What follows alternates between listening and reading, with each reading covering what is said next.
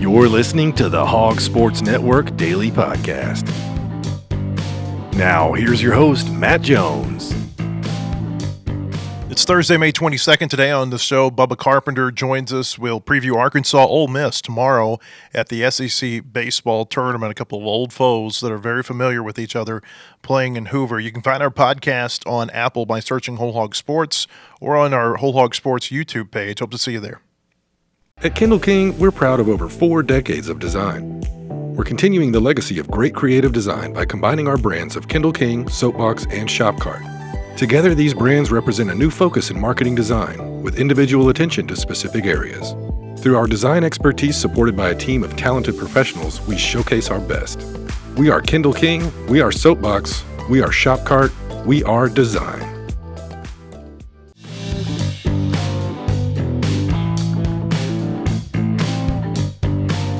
Arkansas is going to play Ole Miss tomorrow at 3 o'clock in Hoover. The Rebels beat Florida late last night. This game didn't end till right about midnight, maybe even a little bit after. Rebels won 3-1. It was not a very exciting game. 3-run fourth inning for Ole Miss, 1 run obviously for Florida in the fifth. 3 of the 4 runs that were scored in this game were scored because of errors. And so the Rebels moving on to play the Razorbacks tomorrow. It's scheduled for 3 o'clock in Hoover, Alabama. We're joined on the phone today, usually in studio, but Bubba Carpenter is on the road on his way down to Hoover. We had a nice big set built for Bubba and everything, and then he had a little bit of a delay getting there. Bubba, we appreciate you joining us, though. How's it going, Matt? Good to talk to you. I appreciate it. What do you remember about when Arkansas played Ole Miss earlier this year? You know, I remember a lot of runs scored. And I actually have the scores here. I mean, we scored on Saturday and Sunday. We scored 12 runs both games. I remember Davlon. Didn't Davlon have a big hit? Oh, yeah.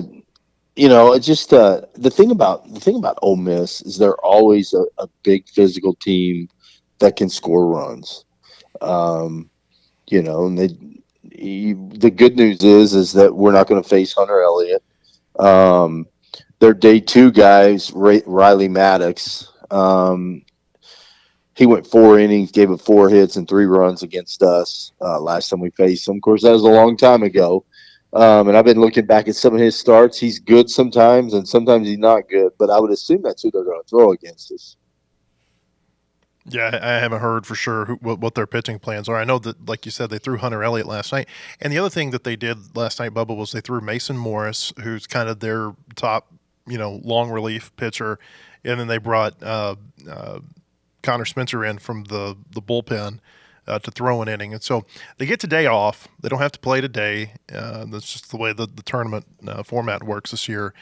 So they will get a day to rest those guys. But obviously this sets up a lot better for Arkansas from a pitching perspective. Oh, absolutely. And, I mean, we can obviously go Zach Root. We can throw everything at them tomorrow. But, a guy like Morris would be able to come back. Spencer would be able to come back. I mean, so they're going to be okay. They're going to be in good shape, and they're going to go all in. They're going to do whatever it takes to win this game. But you look at Zach's start. When once again, that was a long time ago. That was March 14th. He gave up 10 hits, 7 runs, 2 walks, 3 Ks. So he wasn't his best against them. But last week was. After a start that's not really good for Zach Root, he always comes back that next week really good. So I think he's going to come back and pitch really well. And I think this ballpark is a good ballpark for him to pitch in. I think it plays well for his stuff. That's a good point that you make about how he has bounced back because, he didn't pitch well against Ole Miss, but then the next week he threw a 7-inning complete game against South Carolina. The week after that, he threw 7 2/3 against Vanderbilt. You think about a couple of weeks back, I think the start at Florida didn't go great for him, but then he bounces back and he pitched really well against Texas and LSU. And so I can't think of a whole lot of instances this year where Zach has not where he's had 2 outings in a row that just haven't been up to his standard. Right. And look, against Tennessee, he wasn't bad. He kind of lost the feel for his breaking ball. He couldn't really locate his fastball. He kind of gutted through 3 2/3. 7 hits, 4 runs, but that's a really good. The Tennessee offense is really good. Mm-hmm. So, and the thing about it is, if you make a mistake, they hurt you, and that's what happened with Zach. And they'll battle you too. They won't chase pitches. They don't chase a lot. So you got to be really good against Tennessee. And Zach wasn't at his best. I would love to see Zach face Tennessee again when he's got his good stuff and see how he matches up. But that's baseball. You're never going to go out there, and that's the thing that I talk to pitchers all the time, and I pitched way back in the day. But very rarely do you go out there and you've got all 4 pitches working. I know against Texas, Zach had all 4 pitches working against Texas. I mean, he was unbelievable. But I think Texas lineup's nothing like Tennessee's. But I'd love to see him face Tennessee when he's got everything working. I think that'd be a fun matchup to watch. I need to go back and correct myself. Against Florida, he actually was really good for the first 4 innings. He was going, punch for punch with Liam Peterson, and then it fell apart on him. And that's kind of been the thing with Root, is that there's been in a handful of games this year, there's been that one inning that it just takes him, somewhere around 30 pitches to get through. Or in the case of what happened against Tennessee the other day, he threw 37 pitches and wasn't able to get out of the inning. What do you think happens in those moments, and maybe what can he do to improve in those moments to lower the pitch counts and be able to extend those outings? Well, it's tough, Matt, because everyone goes through that. And I jokingly compare it to my golf game. I'm gonna have a bad hole. Yeah. where I have a meltdown. Now, is it a catastrophic meltdown that's going to ruin my round, or can I come back from it? And that's kind of how Zach Root is. He has that one inning, and it doesn't always happen, but sometimes you have that one inning where, maybe you'll walk a guy on a 3-2 pitch, and then you give up a blooper, and then you leave one over the middle of the plate, you give up a gapper. But he never really has like the catastrophic failure. He'll just have a big inning. He's typically, the thing I love about Zach Root is the way he competes. And I tell you, a play that stands out to me is the bump play against LSU. Mm-hmm. I mean, that shows what Zach Root's all about right there. I mean, for a pitcher to come in, field that bunt, make that play at home plate, not a lot of guys can do that. A lot of guys don't have I guess I shouldn't say it like this, but not the competitor. They're all competitors, but I mean, that's a killer instinct right there to come and get that butt and make that play. And I think that says a lot about Zach, and he's able to battle through even when he doesn't have his best stuff. And I go back to a guy like a Blaine Knight. If Blaine didn't have one pitch working, he would fall back to another pitch. And I see Zach doing that. Against Tennessee, he went a little bit more to his changeup because he couldn't locate his fastball, and that helped him get through a few innings. And I don't know. I just love the way Zach competes. So what I hear you say is that a bogey is okay. A double bogey is what you've got to avoid if you're Zach Root, right? Yeah, that's it. Everybody that I've talked to this week, Bubba, whether it be, I talked to Matt Hobbs a couple of days ago. I listened to Will McIntyre on the radio. I've listened to some others. They're going to Hoover trying to win this tournament. And I think they always go down there with the thought that they want to win it. But I think in past years, because of the way the format has been there for the SEC tournament, that, it's a different feel this year. When you go there and you're not going to play any more than 3 games, as opposed to in the past, if they were the number 2 seed, they might have to play 4, they might have to play 5 if they made the championship game. And I don't know. I sense a different feel from this team about the way that maybe a different mindset, the way that they're going into this tournament this year. I wonder if you've sensed that as well. Oh, absolutely. And I love it. I think we're going down there with a killer instinct where we're going down there to win this thing. And it sets up like a weekend series, which I love the new format. I think in the past, you hear guys saying, well, we're going to go there and get our work in, and yet we want to win it. But they didn't really care if they won it. Mm-hmm.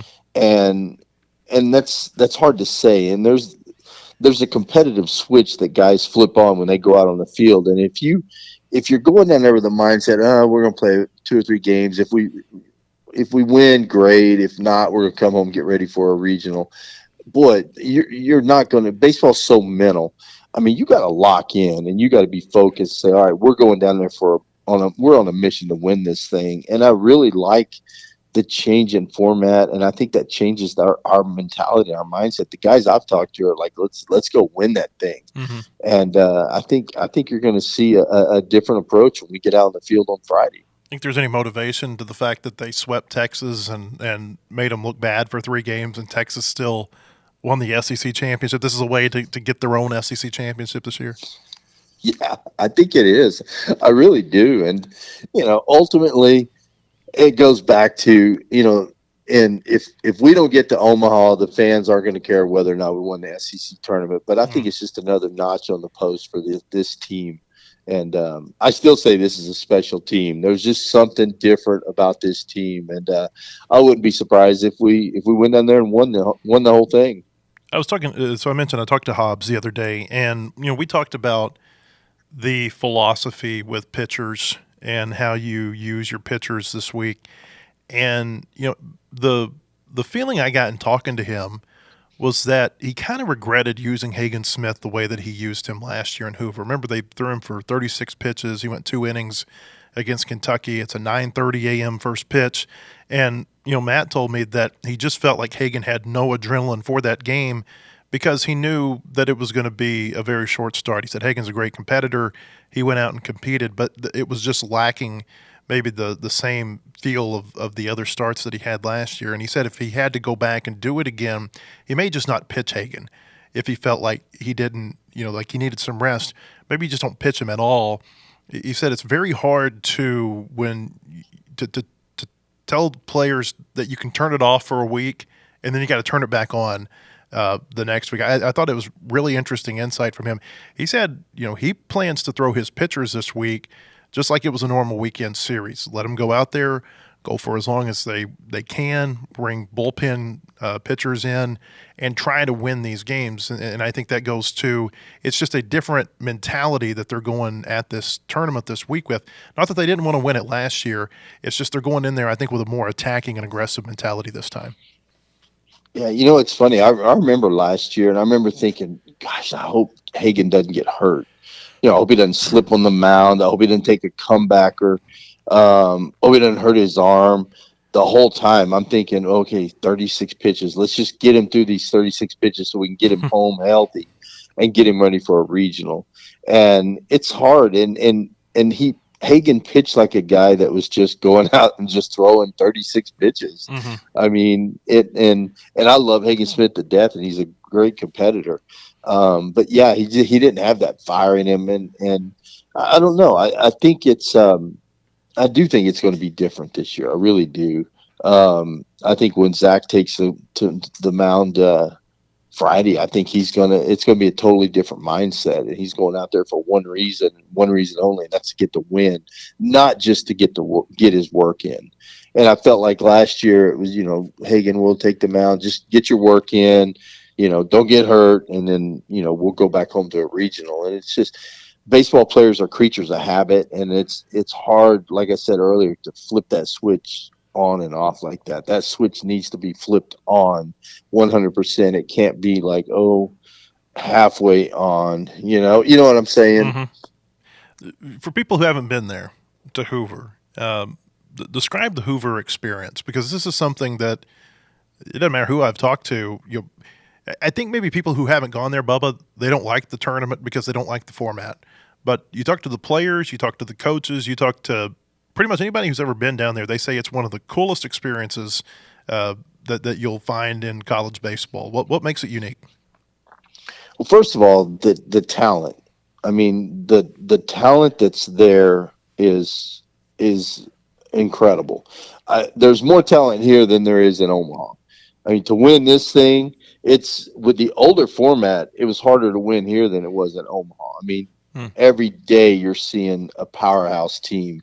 And I think that's what makes it special. It's just such a collection of really good players, of future major league players. And if you're a fan of baseball, I mean, coming down here is awesome. I mean, you just sit around and you can look out on the field every game and say, okay, this guy's going to play in the big leagues. This guy's going to play in the big leagues. And, you don't get that in other places. Not that there's good players all over the country.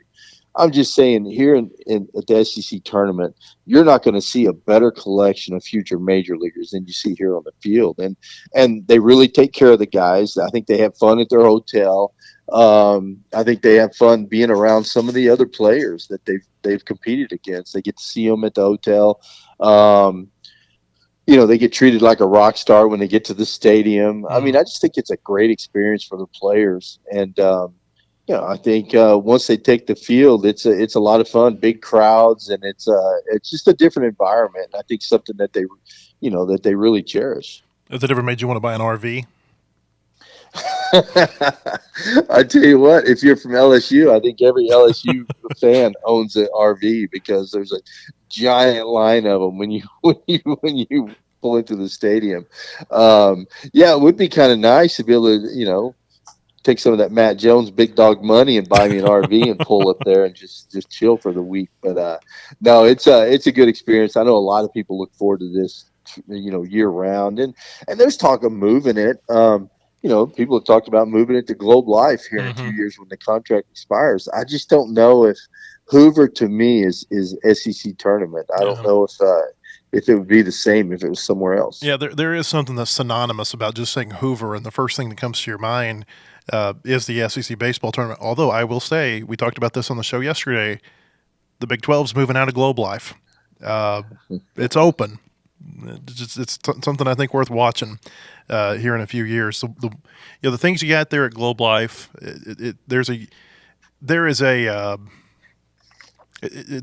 going to lack something if it moves to Globe Life. You're going to lose something that you've got unique at Hoover, but you also get more seats. You get better weather, obviously, because you can close that roof. You appeal to a whole new base of people, and maybe no longer is Hoover the LSU Invitational. Maybe it becomes the Arkansas Invitational or the Texas or the Texas A&M. I think it could just change the dynamic of the tournament. So it'll be interesting to see if that does happen down the road. This is a big ballpark. I think the dimensions are very comparable to what you see in Omaha. But it seems like sometimes it doesn't play real big. I wonder why you think that is. A lot of it's just the weather. Sometimes it's real humid and muggy, and the ball you can't hit one out of there. Other days, I mean, the ball flies. It's crazy because it's a huge park. And sometimes I feel like it kind of plays against us because of the team that we've been in the past, where we've hit a lot of fly balls. I think it's kind of hurt us here. There's been balls at the track that's been caught that are, at Baum Walker or most other stadium are home runs. But I think this year's team's going to do great there just because we're a dynamic team that we can hit line drives. We can go oppo. We can hit a single the other way, or we can hit a bomb. I mean, we can do multiple things. But it's just crazy how from one day to the next the ball it changes. And I think a lot has to do with the weather, just how hot and humid it is. I think it's going to be perfect weather though this week, and so I don't think it's going to be a factor. But I think the ball's going to be carrying a little bit. Yeah, it's interesting looking at the forecast down there, keeping our fingers crossed. But as of right now, it looks like everything might play out okay this weekend, and that's not always the case, obviously, with Hoover.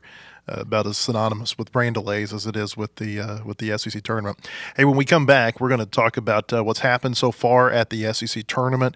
We'll look at the latest postseason projections. Those have changed since we talked about them yesterday, and much more with Bubba Carpenter. But first, a word from Kendall King. At Kendall King, we're proud of over 4 decades of design. We're continuing the legacy of great creative design by combining our brands of Kendall King, Soapbox, and Shopcart. Together, these brands represent a new focus in marketing design, with individual attention to specific areas. Through our design expertise supported by a team of talented professionals, we showcase our best. We are Kendall King, we are Soapbox, we are Shopcart, we are design.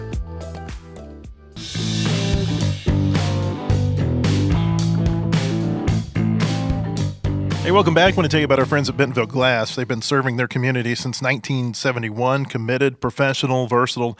If you're looking for a quality leader in Northwest Arkansas or looking for skilled craftsmanship, look no further than Bentonville Glass for all your glass market needs with the highest quality products. You can come by and see them now at 507 South Main in Bentonville or online at bentonvilleglass.com.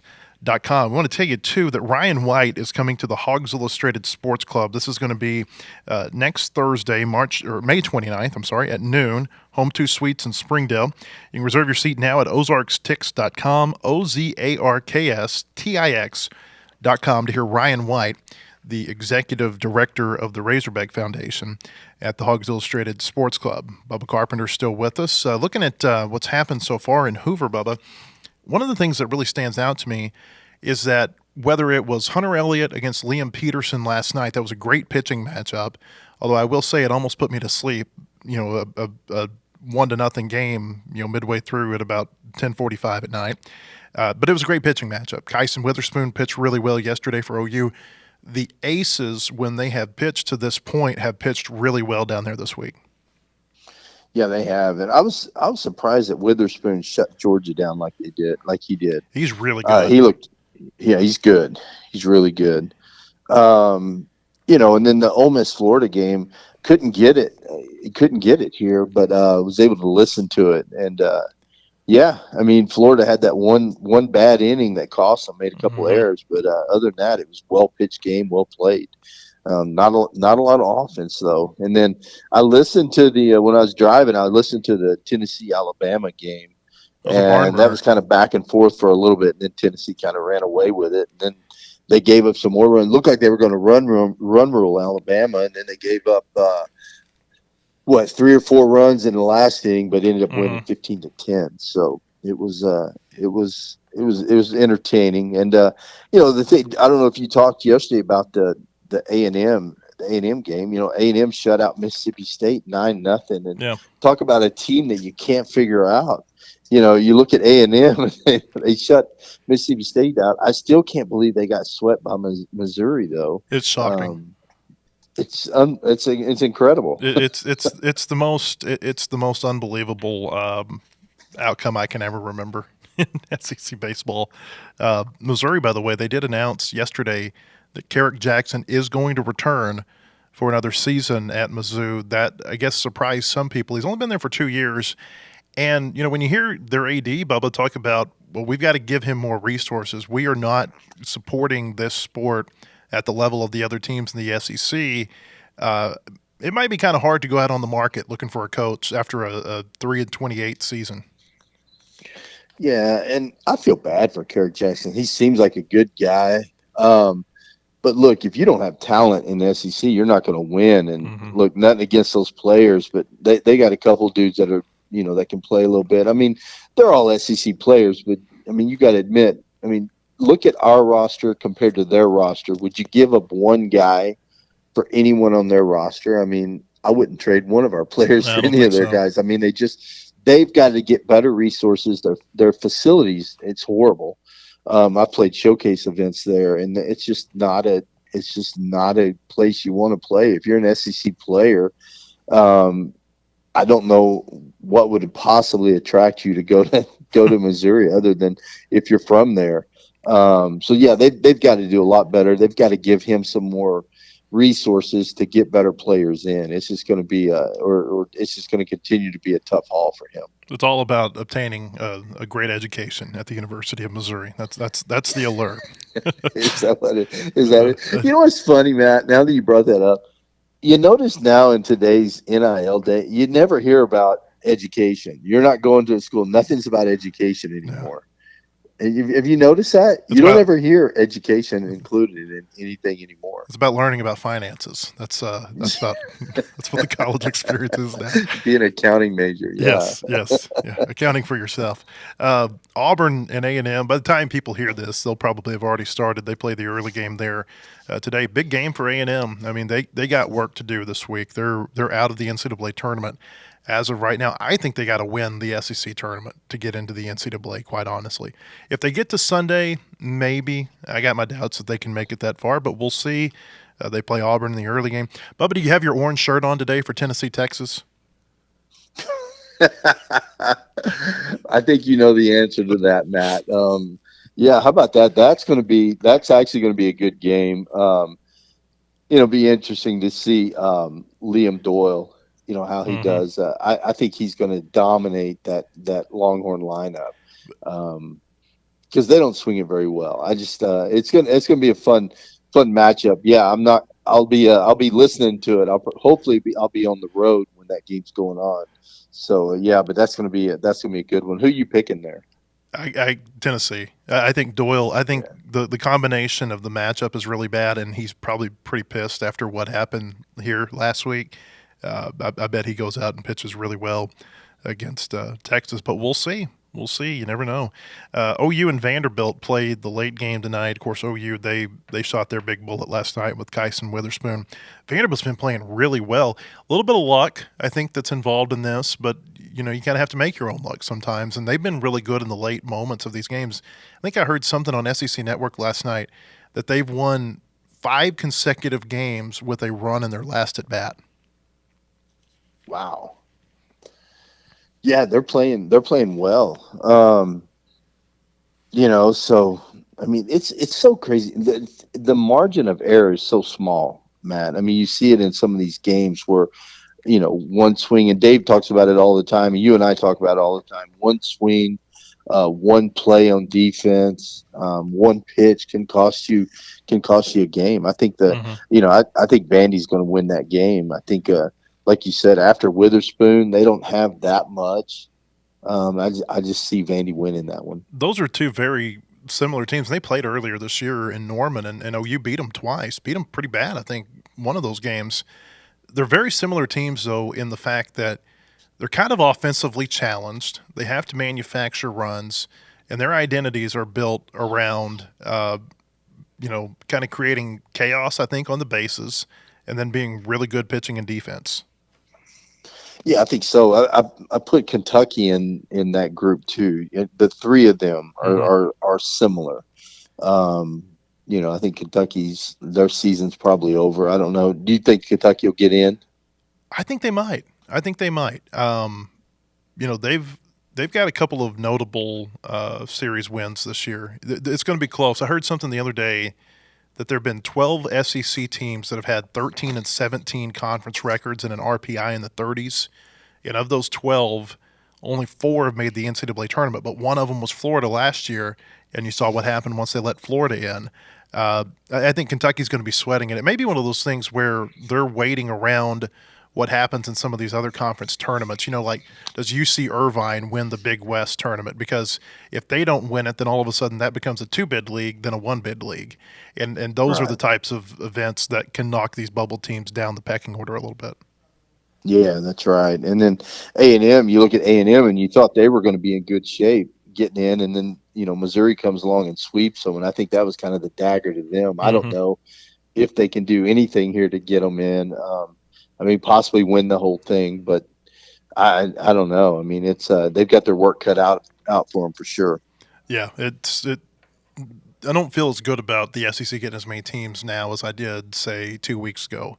A&M Missouri certainly had a big it's just got a ripple effect, I think, and it's one of those that's going to be really hard for A&M to come back from. D1 baseball's projections haven't changed since yesterday. They've still got Arkansas as the 2 national seed, with Kansas, Creighton, and Wright State coming to Baum-Walker Stadium. But the one that I thought was really interesting, Bubba, was that now, because Virginia lost yesterday, they have taken Virginia out of the field. They had them coming to Fayetteville. They've taken them out of the field, and they've got Notre Dame coming to Fayetteville. These, I don't know how well these guys know what they're talking about, but it's always kind of fun to track who they think might come here. Right. And I tell you what, they're usually pretty close. They usually nail it or get really close to it. So yeah, it's always fun to look ahead and see who could be a possible matchup. Are you surprised to see us number 2 nationally? No, I'm not. That's where I'd have them. I think there's a path for Arkansas to be the number 1 national seed. I really do, because they've got the sweep of Texas. What happens if Texas gets beat by Tennessee today and Arkansas makes it to the championship game Sunday?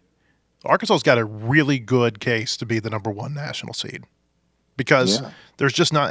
I've talked about this a lot of times this year. There's just not that one team that's jumped up and said, "Hey, here I am." 2-3 weeks to go in the season. I'm the team that separated myself from everybody else.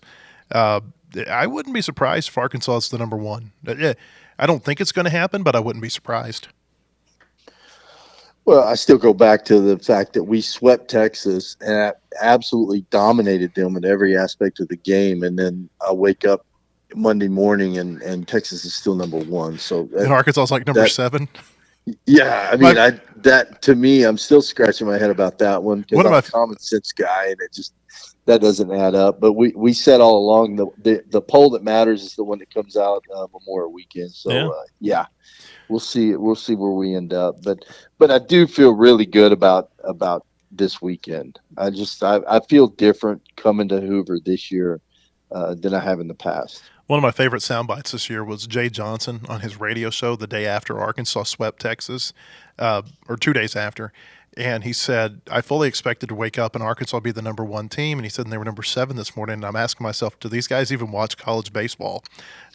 So that was a good line from LSU's coach. Speaking of LSU, they're in the same session with Arkansas. And I was looking at ticket prices yesterday, and what I noticed is that the Friday session at the tournament right now is it's the hottest ticket. It's the most expensive ticket there. And I think a lot of it has to do with the fact that you're in that same session with LSU. And like we've said, this is like what Kentucky basketball does with the SEC tournament. This is their time to go there and hang out. And I was watching the Florida-Ole Miss game last night, and I think I may have seen more LSU fans in the stands than I saw Florida. Yeah, it's crazy. And they get there early. They stay all day. They set their little tents up and they've got their game face on early in the morning. So it's always fun to see them. But yeah, I'm not an LSU fan, as you know, but yeah, their fans do. They definitely fill the ballpark. So it'll be fun to see all the red there too. There's going to be a lot of red in the stands. So looking forward to that. Okay, so I want to read a quote to you that Matt Hobbs had yesterday on Chuck Barrett and Bo Mattingly's show. He said, quote, "I really don't want to waste the back-to-back games against Tennessee where we played our asses off both of those games.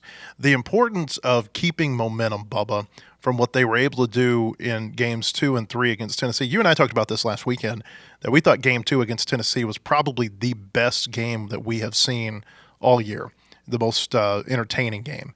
And, to keep the momentum from those two performances where they really did, they had to battle and they had to fight against some stuff because, it didn't set up well for them to win that series. The importance of keeping momentum from that series going this week, win or lose, because, you can lose and still play well. But the importance of keeping that going into and using this weekend as a bridge to the regional. Oh, I think it's huge. And I think the Tennessee series showed what this team is made of because, after you lose that first game and then you look at what we've got ahead of us in game 2, it didn't look good. And this team found a way to win. And I think that says a lot about this team. But I agree. I think keeping the momentum, I think it's awesome that Hobbs said that. Coming down here and, if you win this thing, so I think a huge difference, Matt, is you look at the way the schedule has come out in the past where we finished up on the road. We're the first ones to get to Hoover. We're here for 2 or 3 days before the tournament even starts, sitting around the hotel. And then we play the games. I think that's just draining on the players. That's a long time to be on the road. And even if you're in the hotel and not playing, just being on the road drains you. Mm-hmm. And I honestly think that has something to do with us being tired when the regional starts. I love the fact this year that we finished up the season at home. We got down here. We got to Hoover Wednesday, get a little workout in on Thursday, and then play Friday. I think we're fresh. And then I think, win or lose, we're going to go back home. We're going to be fresh, ready to play at regional. And I just like finishing up at home and so much better than how it's been in the past. I mean, I just think that many days on the road drains a team. Yeah, this is a totally different feel going down there this week. The team flew down yesterday. They practiced at Baum yesterday morning, Flew down last night, got to watch some of the games at the ballpark yesterday. I know they're going to go through a workout early today, and then Dave Van Horn's going to talk to reporters. You can hear and read what he had to say at our website, wholehogsports.com this afternoon. But yeah, it's a totally different feel. And when I was talking to Matt earlier this week, he said, usually I'm sitting here in my office, and if I'm watching the SEC tournament, I'm pretty upset because we've gotten eliminated and we've come back to Fayetteville and I'm watching the teams that are still there. He said, this is weird watching Tuesday games and we haven't gone down there to play yet because for people who don't know, in the past what they would do is, Arkansas's ended on the road so many times. Let's say like last year, they went to College Station on a Wednesday, played a Thursday, Friday, Saturday series, and then traveled over to Hoover and then didn't play until the following Wednesday. And to Bubba's point, they're in a hotel for, depending on how long they go in Hoover, they could be in a hotel for 12 days in a row. And it's just a totally different feel this year. It's and I'm interested to see how that plays out, not just this week, but like you said, Bubba, in the regional next week. I want to get your reaction to the All-SEC teams because you and I talked about who we would put on there when you were in the studio on Monday. For people who don't know, the All-SEC teams, and some of these are ties, but this is it. You got Rylan Galvin and Luke Heyman at catcher. Bubba's choice at first base, Andrew Fisher, won over my choice, Jared Jones. I wasn't real, I didn't have a deep-seated belief in Jared Jones. It's just that's who I went with. Gavin Keelan of Tennessee, the second baseman. Third base was split between Ace Reese of Mississippi State and Slade Alford of Georgia. Vahiva Aloy, obviously SEC Player of the Year, is the All-SEC shortstop. In the outfield, they had Ike Irish, Charles Davelin, and Cade Snell of Alabama, Irish from Auburn. Kuhio Aloy got DH, All-SEC. And then, Bubba, the ones that really kind of piqued me or my interest is the fact that Zach Root got first-team All-SEC pitcher. I wasn't expecting that, along with Liam Doyle of Tennessee, Cade Anderson of LSU, and Kyson Witherspoon of OU. The relief pitchers were Dylan Volantis of Texas, Zach Cohen of LSU, and Carson Osmer of Alabama. When you heard the All-SEC teams, the All-SEC awards, I wonder what stood out to you in one way or the other. Well, Zach Root definitely is something that jumped out at me. I'm really happy for him. I thought he was kind of. You and I talked about it. I didn't know that he'd make first team or not. I mean, I think you go back and look at a few of his starts, though. I think the Texas start. I think he had a few really good starts that kind of put him over the top there. Mm-hmm. But yeah, I think it's well deserved. A little bit surprised, but I mean, I love it.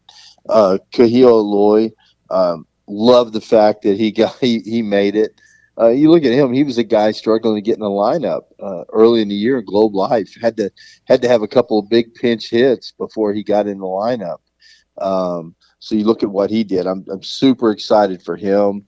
And then Vahiva, we kind of saw that coming and knew that was going to happen. But him, Player of the Year, and just super excited for the Aloy brothers. Just the fact that two brothers are first team All-SEC. That's never happened. Has it never happened? Because I wondered if it had ever happened before. I know that there have been instances where brothers have been All-SEC, but it's, it might be 2, 3, 5 years apart.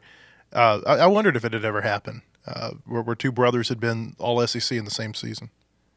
Yeah, no, I read somewhere that in the history of the SEC that two brothers have never been first team all SEC.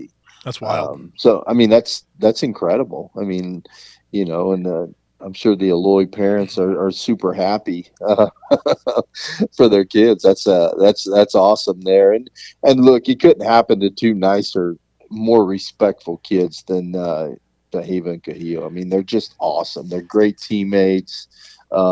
Just good people in general. So I'm super happy for those two guys. Isn't it cool how it's worked out for the Aloys? I mean, I gotta feel when Vahiva was choosing between Arkansas and the other teams that he was talking to out of the transfer portal at Sacramento State, that it's so far from home. I mean, anything's far from Hawaii, but it's so far from home. It's a place where he's probably never been outside of his recruiting visit, and you're wondering, is this the best? Is this the best choice? And then you fast forward 2 years, and the whole place has embraced these two, unlike anything I think I've really ever seen. The way they've embraced these two players, and it's just turned out to be the coolest story, I feel like, for the Aloy brothers and the whole family. Yeah, I think that's a huge testament to the Razorback fans. I mean, have you ever seen so many Hawaiian shirts in your life? I mean, they're all over Baum Walker. Yeah. I've never owned a Hawaiian shirt in my life, but I guess I'm going to have to go out and get one. But yeah, I just think it's cool how they've kind of they've just fit in perfect here. I think the fan base has really taken them in. And I don't know. I think it's awesome. And I think it's awesome. You look at Brent Iredale too. All the kangaroos and the little chant they do when he gets on base. I think it's really neat how our fan base kind of adopts these guys, and they really just take them in. I think it's really cool. But the Aloy, the story behind those two is just really awesome. I'm going to take that big dog money you talked about a little bit earlier. Instead of getting an RV this weekend, I'm going to get you a Hawaiian shirt, and we're going to lay it on the chair here. And when you come in Monday, you can put it on. I'll wear it Monday morning. I'll wear it with pride. Cam Kozel got all SEC too, second team. Of course, we mentioned Fisher and Bear Jones at LSU, and that's because they gave it to him at first base because that's where he played most of the season. Neat deal for him. And the thing that stands out to me is that it really speaks to how good Arkansas has been offensively this year. Like, Vahiva Aloy leads the SEC in runs scored and hits. And Kahio Aloy leads the SEC in RBI overall, but I think Cam Kozel leads the SEC in conference-only RBI. And we talked about this before, the quality and the depth of the lineup has just been so good. Well, and I go back to the fact, just like Kahio had to fight to get in the lineup, so did Cam Kozel. And you remember early in the year, he was fighting to get in the lineup, to get at bats, and then he got in there. Got an opportunity and then, just never looked back. And I think that's those are the guys that you really pull for, that have to struggle to get in the lineup, because I tell kids all the time, like a lot of guys when they're not playing, they pout, they get a bad attitude. You don't see the guys that DVH and his staff brings in here. They bring in the right guys.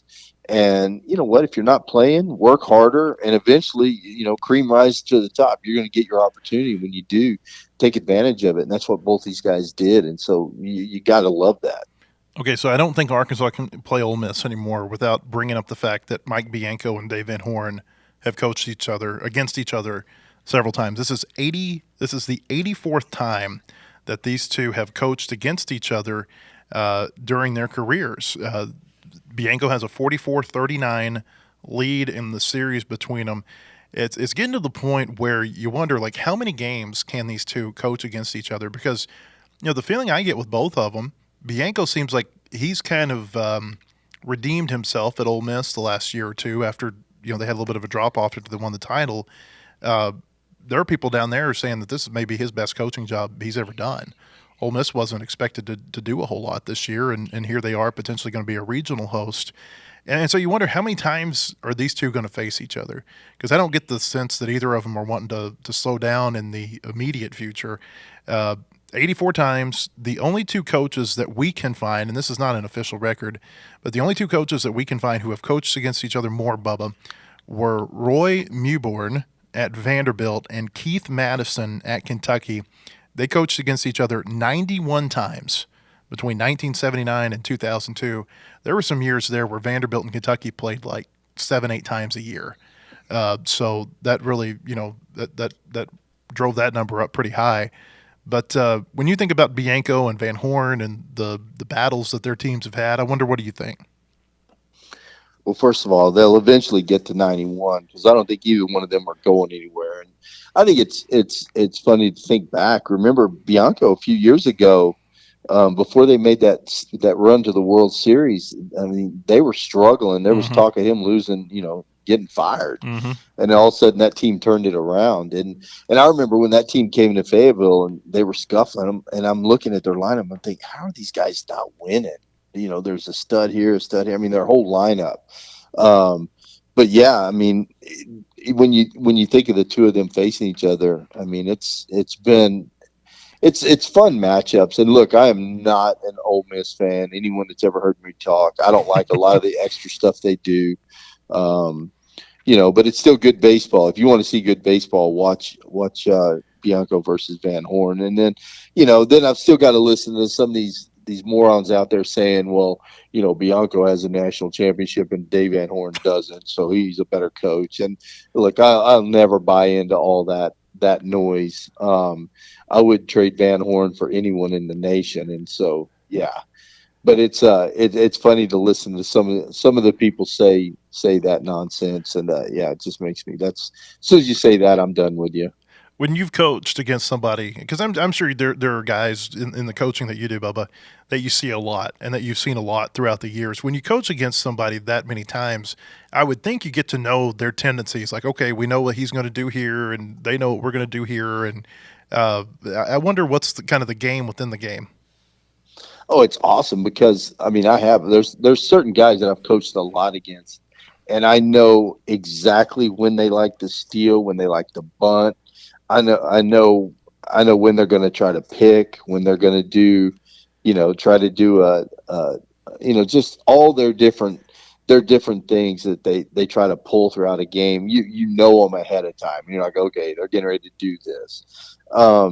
So I think when you watch them play against, there's a lot of like inside strategy. So you look at, certain counts, DVH loves to put on, loves to get the runner going.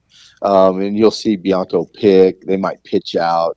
I just think it's fun watching them go head to head and because they do know each other so well. So it's fun to watch the behind the scenes stuff, a lot of stuff that a lot of people don't notice.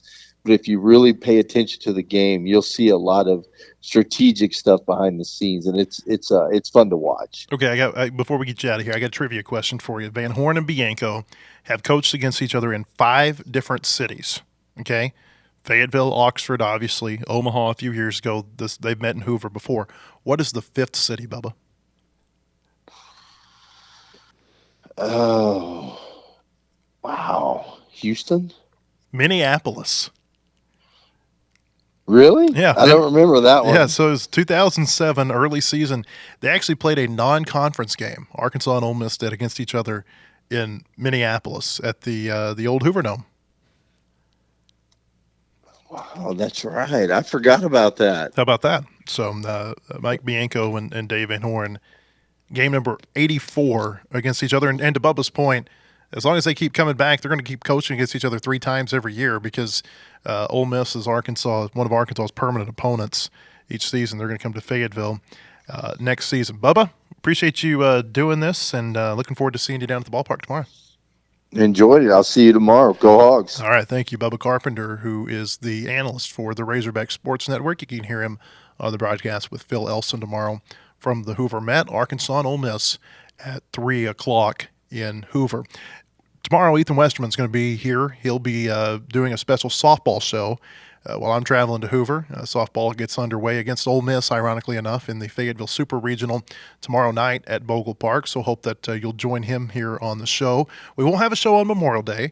Obviously, we'll have plenty of coverage at our website at wholehogsports.com of the Razorbacks baseball selection in the NCAA tournament, and then we'll be back here with a reaction show on Tuesday to the field for coming to Fayetteville for the regional. Hope to see you there on our podcast. Hope you'll join Ethan tomorrow on the podcast, and hope we see you throughout the long weekend at wholehogsports.com. Have a great day, everybody.